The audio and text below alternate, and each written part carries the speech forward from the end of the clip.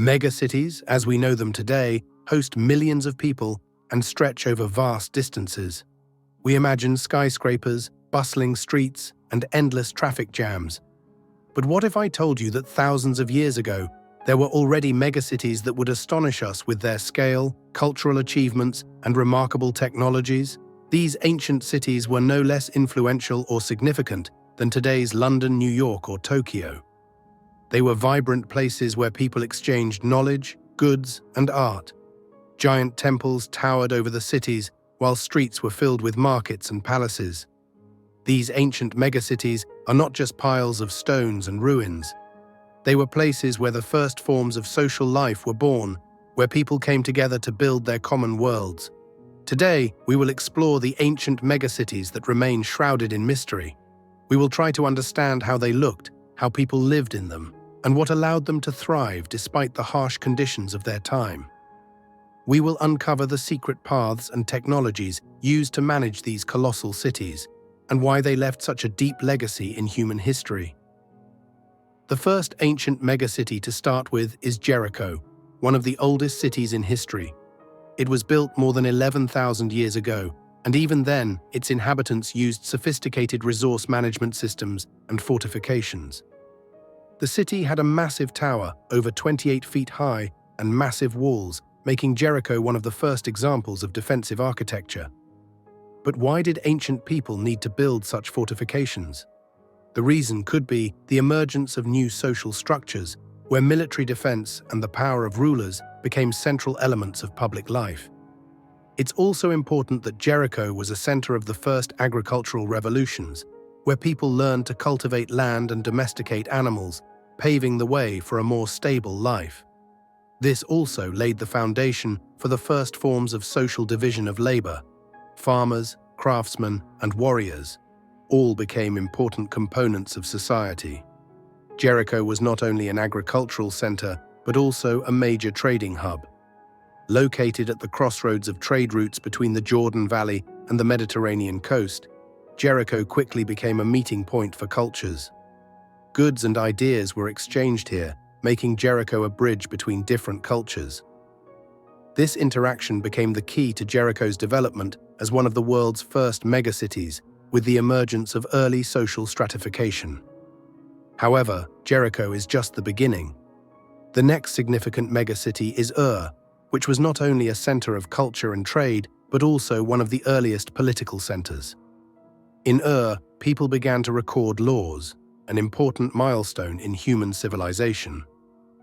Was also a religious center, home to grand ziggurats, giant temples built for the worship of gods. These temples towered over the city, symbolizing both the power of the gods and the authority of the rulers, who were often considered intermediaries between the gods and people. Was also famous for its water resource management systems, which were crucial for surviving in the arid conditions of Mesopotamia.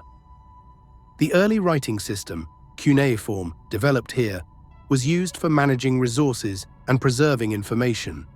Today, the ruins of show us how advanced these early cities were. The city also housed the first trade contracts, evidence of the development of international trade involving cities like Ebla, Mari, and Shuruppak. Now let's move to Babylon, another ancient megacity of Mesopotamia, famous for its hanging gardens, one of the 7 wonders of the ancient world. Babylon was not only a religious and cultural center, but also one of the most important economic hubs of the ancient world. Key trade routes passed through the city, linking the east and west. Babylon was the site of one of the oldest legal codes, Hammurabi's Code, a system of laws and governance that set the foundation for justice systems. The city also housed the famous Babylonian ziggurat, which some scholars believe inspired the biblical myth of the Tower of Babel. Babylon was also a center of scientific and astronomical knowledge. Babylonian priests actively studied the movement of celestial bodies, allowing them to create accurate calendars and predict solar and lunar eclipses. These skills were not only used for religious purposes, but were crucial for agriculture, as knowing when to plant and harvest was essential for sustaining large cities. In this way, Babylon became a symbol not only of political and religious power, but also of scientific progress. Next, let's discuss Alexandria, the great city of knowledge. Founded by Alexander the Great, Alexandria became a symbol of cultural exchange and scientific achievement. The city was a center of learning and research, home to the famous Library of Alexandria. It held more than 500,000 scrolls and was the largest repository of knowledge in the ancient world. But what else made Alexandria so unique? It was a city where various cultures intersected: Greek, Egyptian, Persian, and even Indian. It was a place where scholars and philosophers freely exchanged ideas, making Alexandria a center of cultural enlightenment. But ancient megacities weren't only in the Eastern Hemisphere. In the Americas, for instance, there was the city of Teotihuacan, located in modern-day Mexico. Teotihuacan was one of the largest cities of its time and had a profound influence on all of Central America. It featured huge pyramids, such as the Pyramid of the Sun and the Pyramid of the Moon, which still amaze with their grandeur. The city's system of canals, streets, and residential quarters made Teotihuacan one of the most well-planned cities of the ancient world. Teotihuacan was a religious center, but also an important trading hub, connecting various Mesoamerican peoples. The city controlled the production of obsidian, a primary material for weapons and tools, which bolstered its economic power. Tenochtitlan, the greatest city of the Aztecs, also deserves attention. This city, located on islands in the center of Lake Texcoco, was not only a political powerhouse, but also an engineering marvel. Its system of canals and dams controlled the water and provided the city with food. With a population of over 200,000 in the 16th century, Tenochtitlan was one of the largest cities in the world until the Spanish conquest. Its destruction was a tragedy, but we still marvel at its achievements in city planning and water management. Another significant ancient megacity was Angkor, the capital of the Khmer Empire. Located in present-day Cambodia, this city was the largest religious center of its time. Angkor Wat, one of the largest temple complexes in the world, still amazes with its scale and complexity. But Angkor's achievements weren't limited to architecture.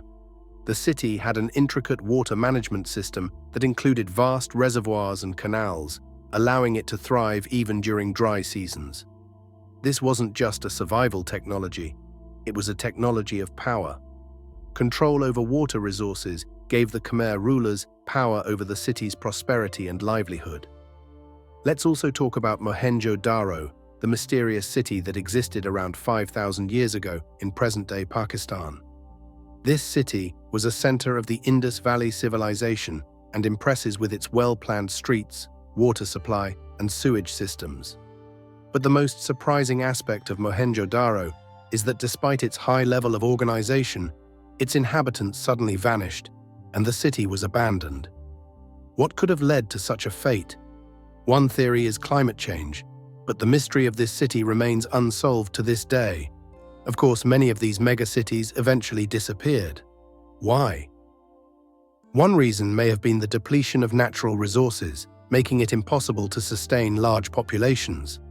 For example, Angkor, despite its incredible water systems, suffered from long-term climate changes that reduced its water supply.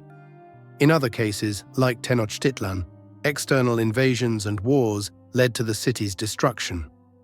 This reminds us that even the greatest cities, despite their achievements, are vulnerable to natural disasters and human conflicts. But modern megacities can learn from these ancient cities. For instance, urban planning, resource management, and ecological sustainability are issues that are becoming more relevant today. We can draw inspiration from the technological solutions of ancient megacities, like Angkor's water management or Tenochtitlan's urban planning, to solve modern problems. The history of ancient megacities teaches us that humanity is capable of great achievements. But these achievements must be balanced with nature and societal needs. Ancient cities were symbols of human ingenuity, and though many of them have turned into ruins, their legacy lives on in the architecture, culture, and science they passed on to future generations. Next time you walk through your city streets, think about how ancient megacities lived just like ours, how they built their buildings, created their arts, and left a legacy for future generations. Maybe they knew something we've forgotten. Thank you for watching, and don't forget to subscribe to learn more about the great mysteries of the past. The city was buried under nearly 20 feet, 6 meters, of volcanic material, sealing it off from the world for almost 1,500 years. The preservation of Pompeii was a result of this rapid burial, which kept the city hidden and untouched for centuries. For hundreds of years, Pompeii lay forgotten beneath the ash. It wasn't until the 16th century that the city was rediscovered by accident during the construction of a water channel. However, systematic excavations didn't begin until the 18th century, when archaeologists began to uncover the city's astonishingly well-preserved ruins. What they found was a city frozen in time. Buildings, art, everyday objects, and even food had been preserved by the ash. One of the most eerie yet fascinating discoveries was the presence of voids in the ash where bodies had decomposed. By filling these voids with plaster, archaeologists were able to create plaster casts of the victims, showing them in their final moments of life. The figures reveal heart-wrenching scenes: people shielding their faces from the ash, families huddled together, and others caught mid-run, trying to escape. Walking through the ruins of Pompeii today, you can see the sophistication of Roman urban life. Pompeii had a complex system of aqueducts that brought fresh water into the city, which fed public fountains, private homes, and public bathhouses. The baths were an essential part of Roman life, serving not just as places of cleanliness, but as centers of social activity. The Stabian baths, for example, were grand complexes with heated rooms, cold plunges, and open-air exercise spaces. The commercial life of Pompeii was also remarkable. The streets were lined with shops, taverns, and inns where people conducted business, relaxed, and enjoyed food and drink. Archaeologists have found evidence of bakeries where loaves of bread were preserved in the ovens. The people of Pompeii enjoyed a rich diet that included bread, fruits, vegetables, fish, and meat. Wine was also a major part of their diet, and Pompeii was famous for its vineyards, which thrived in the fertile volcanic soil. However, Pompeii was not just a city of luxury and leisure. Graffiti found on the walls of buildings gives us a glimpse into the everyday lives of ordinary citizens. Some graffiti includes political slogans, while others reveal personal rivalries, romantic entanglements, and even jokes. This raw and unfiltered insight into the thoughts and emotions of the people of Pompeii makes it one of the most human archaeological sites ever discovered. The legacy of Pompeii's destruction is profound. The city serves as both a time capsule of Roman life and a reminder of nature's unpredictable and destructive power. The disaster of Pompeii has provided historians and archaeologists with an unparalleled view into Roman culture, from their art and architecture to their social and economic systems. But Pompeii also stands as a cautionary tale about the fragility of life and the ever-present threat of natural disasters. Today, walking through the ruins of Pompeii, it's easy to imagine the city as it once was. The streets bustling with life, the sound of carts clattering over the cobblestones, the chatter of people bartering in the markets. The brightly painted frescoes and intricate mosaics still adorn the walls of villas, and the grand architecture of the temples and public buildings still impresses visitors. Pompeii's ruins are so well preserved that it feels as though the city has been paused in time, waiting for the moment when its people will return. Yet, despite its tragic end, Pompeii's story continues to live on. Its rediscovery in the 18th century sparked a fascination with ancient Rome and helped to fuel the Renaissance's interest in classical antiquity. Today, Pompeii is one of the most visited archaeological sites in the world, drawing millions of tourists who come to walk its ancient streets and experience its unique history. The lessons learned from Pompeii's destruction also serve as a reminder of the importance of respecting the power of nature. As we close this chapter on Pompeii, we are left with many questions. Could the tragedy of Pompeii have been prevented? What would the city have become had it survived the eruption? These questions, while unanswered, remind us of the delicate balance between human achievement and the forces of the natural world.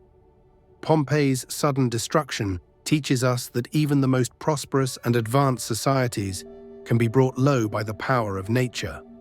It's a story of life and death, of hubris and vulnerability, and of the enduring legacy of a city frozen in time.